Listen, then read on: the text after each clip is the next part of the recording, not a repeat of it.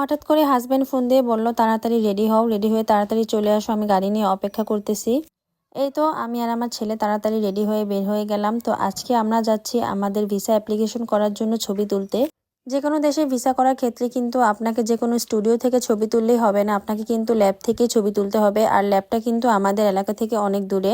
আর এই তো চলে আসলাম স্টুডিওতে।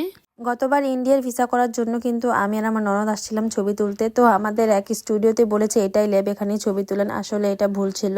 আমাদের ছবি তোলা কিন্তু কমপ্লিট। এবার আমরা বের হয়ে গেলাম। যেহেতু আমাদের ই ভিসা হবে, যার কারণে আমরা কোনো প্রিন্ট নেব না ছবির। আমার হাজবেন্ড তার হোয়াটসঅ্যাপ নাম্বার দিয়ে দিল, আর হোয়াটসঅ্যাপে ছবিগুলো দিয়ে দেবে।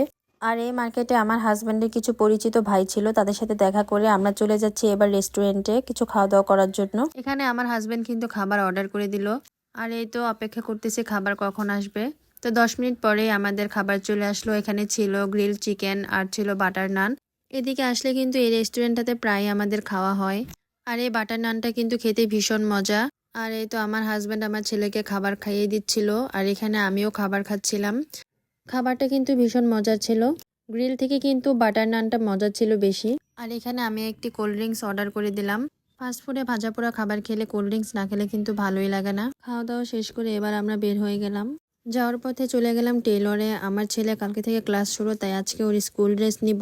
বাসায় এসে আগে স্কুল ড্রেস ট্রায়াল দিয়ে নিল। তো আজকের ভিডিওটা এই পর্যন্তই। আল্লাহ হাফেজ।